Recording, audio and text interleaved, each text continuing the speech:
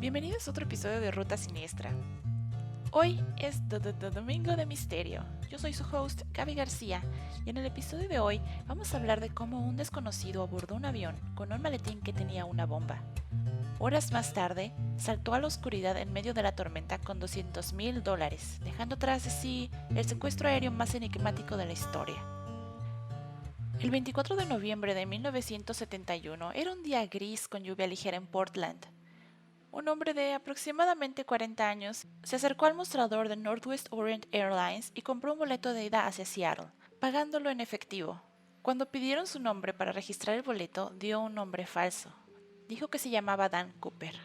Dan Cooper vestía un traje formal oscuro, corbata negra y gafas de sol. También llevaba un maletín. Este hombre parecía un hombre normal que hacía un viaje de negocios. Se mostraba tranquilo y no llamaba mucho la atención.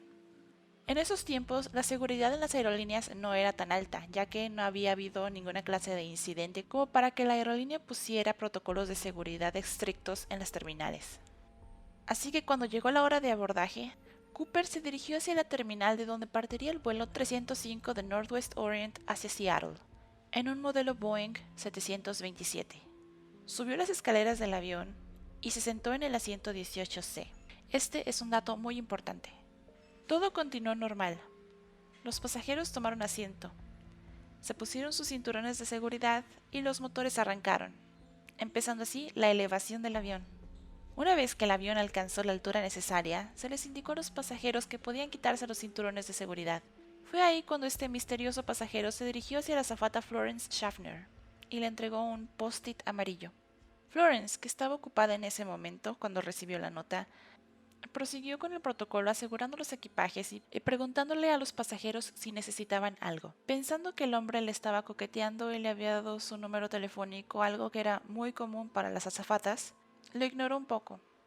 En ese entonces era muy común que los hombres les pasaran sus números telefónicos a las azafatas, así que para ella esto era un día normal.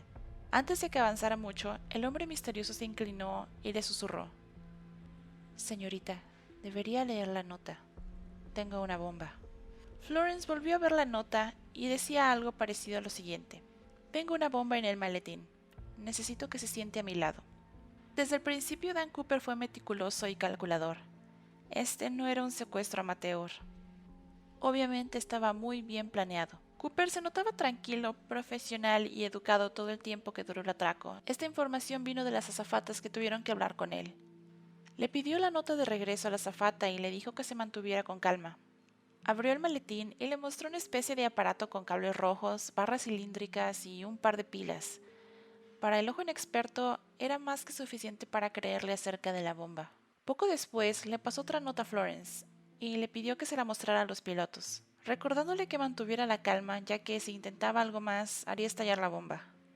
Florence le entregó la nota a los pilotos, los cuales no podían creer al principio lo que estaban leyendo, pero después de decirles que ella misma había visto la bomba, se pusieron de inmediato en contacto con la torre de control y con el FBI.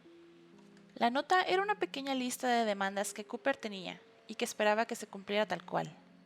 En ella se exigía lo siguiente: quería $200,000 en billetes de A20, 4 paracaídas funcionales y una pipa llena de combustible esperándolos en Seattle cuando el avión aterrizara. Se tiene la hipótesis de que este era un hombre profesional y, como ya mencioné, que lo había planeado todo a la perfección. Desde las notas hasta las gafas que usó para que no le reconocieran los ojos, el cabello bien peinado con gel para evitar dejar cabello en el avión, la forma en la que él mismo guardaba los cigarrillos que estaba fumando para no dejar ADN, el asiento que tomó hasta enfrente en un lugar aislado para evitar crear una escena y evitar el pánico. También el hecho de que pidiera billetes de $20 para evitar llamar la atención cuando los empezara a gastar. Al igual, pidió 4 paracaídas. Se cree que lo hizo para que el FBI no intentara darle un paracaídas falso y que se aventara a su muerte. Esto también le hacía entender al FBI que Cooper planeaba llevarse rehenes con él, así que obviamente no correrían el riesgo de herir a algún inocente. Con la pipa llena de combustible también les hizo creer al FBI que el avión partiría y tomaría un vuelo largo hacia un lugar desconocido. Una vez que aterrizaron en Seattle, Cooper dejó bajar a los pasajeros, pero le pidió a la tripulación indispensable que se quedara con él.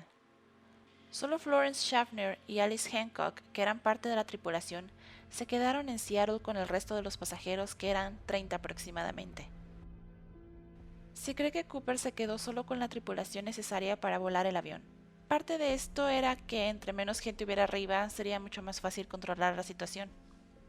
Cabe mencionar que el FBI le entregó el dinero sin ninguna clase de trampa de tinta en la bolsa. Ya saben, esas que se ven en las películas de robos de bancos, cuando el ladrón abre la bolsa y le explota en la cara un montón de tinta que es muy difícil de quitar. Se rumora que, a pesar de que Cooper no lo pidió explícitamente, el FBI no quiso arriesgarse a hacerlo enojar y que explotara el avión con la tripulación. Al subir de nuevo a los cielos, la azafata Tina Murlock tomó el lugar de Florence y permaneció sentada frente a él el resto del vuelo. Cuando el avión volvió a desplegar a las 7:40 de la tarde, Cooper procedió a darle algunas instrucciones a los pilotos. Esta parte del robo hace creer que Cooper era un piloto experimentado, ya que parecía conocer muy bien el modelo del avión y el cómo operaba a la perfección. Pidió que el avión tomara ruta hacia la Ciudad de México. También les instruyó que mantuvieran una velocidad de 200 nudos y una altura de 10.000 pies. Esta altura era algo inusual para el jet en el que volaban. Les ordenó que los flaps estuvieran a 15 grados de abertura. Los flaps son estos pequeños rectángulos que se abren en las alas de los aviones para darle estabilidad. También les pidió que el tren de aterrizaje estuviera extendido todo el tiempo y que la puerta trasera estuviera desplegada. Tina también comentó al FBI que Cooper parecía tener experiencia por lo menos volando mucho en aviones, ya que reconocía las ciudades desde arriba con solo ver las luces y le iba comentando más o menos por dónde se encontraban. Aproximadamente a las 8 de la tarde, apenas 20 minutos después de que el avión elevara de nuevo, cuando empezaron a sobrevolar por la zona de Washington, Cooper se levantó del asiento y se dirigió hacia las escaleras traseras, las cuales ya estaban abiertas. Se amarró la mochila al pecho, se puso el paracaídas y después de estar unos minutos viendo hacia la vasta oscuridad debajo de él, tal vez porque notó que había lluvia intensa y fuertes ráfagas de viento, procedió a saltar, cayendo en lo que se especula que es la zona cerca del río Lewis. Nunca se encontró el paracaídas o algún rastro de Cooper. El FBI especuló que no pudo sobrevivir la caída debido a las condiciones del clima en el momento en el que saltó. Se hizo una búsqueda meticulosa en la zona en la que calcularon pudo haber caído, tomando en cuenta la velocidad, el rumbo y el momento del salto. Pero no se pudo encontrar nada. El FBI inició la operación Norjack, la cual fue larga y exhaustiva. Crearon un perfil con características que se podían anclar a los posibles sospechosos. Una característica que el FBI quería que la gente tuviera en cuenta es que Cooper probablemente era un piloto con antecedentes militares y conocimiento aéreo. También buscaban a alguien que no fuera un paracaidista experto basándose en los hechos del incidente. Creen que alguien experimentado pudo haber metido en su plan el hecho de que las condiciones ambientales no eran recomendables para hacer el salto ese día. De hecho, era sumamente peligroso. Y alguien con experiencia lo sabría, sin embargo Cooper saltó.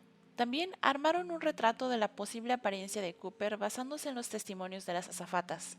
Sin embargo, los retratos no son 100% exactos y toda la búsqueda se basó al principio en este retrato, lo que trajo muchas denuncias debido al parentesco con la descripción física, pero después de 5 años de entrevistas y más de 800 sospechosos descartados, el FBI no contaba con un sospechoso principal. Algo que se hizo bien en el momento fue tratar de dejar algún rastro de migajas para poder atrapar a Cooper después. Lo que hicieron en lugar de ponerle una bomba de tinta en la maleta fue tomarle fotos a los billetes que le entregaron, formando así una base de datos de las series que habían en los billetes que se le entregaron a Cooper. Fue hasta 1980 que un niño encontró en las orillas del río Columbia un fajo de billetes de $5,880, los cuales fueron entregados a las autoridades e identificados como parte del dinero que se le dio a Cooper. Cooper dejó algunas cosas atrás en el avión. Por ejemplo, olvidó su corbata en el asiento, una corbata negra con un clip de perla. También dejó 2 paracaídas cerrados y uno abierto. Se cree que quería aventar la bolsa de dinero con un paracaídas, pero optó por amarrarla en su pecho. Y por último, también dejó la nota que decía: "Tengo una bomba en el maletín". Tal vez porque se encontraba distraído por la adrenalina que probablemente sintió cuando aterrizaron en Seattle, ya que sabía que el FBI estaba ahí y que también estaba ahí la policía, y tal vez pensó que intentarían hacer algo. Así que era obvio que iba a estar un poco distraído después del aterrizaje en Seattle. También se encontraron huellas dactilares que se creen que son de Dan Cooper, pero estas huellas no coincidieron con ninguno de los sospechosos. No hubo nada particularmente nuevo en la investigación que les ayudara a seguir. Fue hasta el 2007, 36 años después del secuestro del avión, que se logró encontrar algo del ADN de Cooper en la corbata. Pero igualmente, esto no trajo nada de resultados. Para el 2007, Cooper probablemente ya estaba entre los 76 a 81 años, así que sabían que tenían poco tiempo si es que querían encontrar al culpable y llevarlo ante la justicia. Han surgido muchas teorías y sospechosos sin pruebas concluyentes. Entre los más mencionados se encuentra John List. Fue un asesino en masa capturado en Nueva Jersey. Tenía rasgos similares y estaba el detalle de que, por coincidencia, había tomado $200,000 de la cuenta de su madre justo antes de matar a su familia. Los investigadores creían que estos eran los mismos $200,000 que había robado Cooper y que probablemente había escondido en la cuenta de su madre. Pero este negó cualquier vínculo y el FBI lo descartó. Por otro lado está Richard McCoy Jr., que intentó hacer lo que hizo Cooper en 1971, pero él lo hizo un año después, en abril de 1972. También secuestró un avión, pero el FBI lo eliminó al concluir que no coincidía físicamente con la descripción de Cooper y que solo se trataba de un copycat. Otro que también quiero mencionar es, más que nada por lo que dijo y creó controversia, fue Dwayne L. Weber. Dwayne, en su lecho de muerte en 1995, le confesó a su esposa que él era Dan Cooper. Su viuda encontró algunos escritos de Weber con los detalles del asalto, pero realmente no contaba nada nuevo que la población en general ya sabía.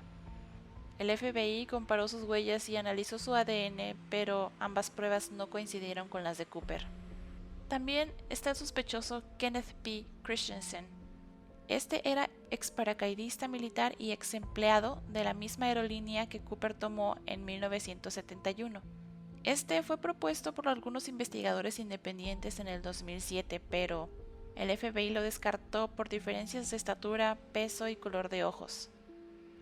También hubo una teoría conspiratoria que decía que tal vez era alguien vinculado a la CIA, y acusaron a Robert W. Rackstraw, que era un expiloto militar y sospechoso popular. Pero al igual que el resto, el FBI lo investigó desde 1979 y no encontró ninguna evidencia que lo implicara. Actualmente, el hombre que fue Dan Cooper probablemente ya pasó a mejor vida, dejando atrás la historia que lo convirtió en leyenda. Un hombre que le robó al gobierno de los Estados Unidos, secuestrando un avión y saliéndose con la suya al nunca ser encontrado. ¿Pero tú qué opinas? ¿Cooper escapó y vivió el resto de su vida con este secreto?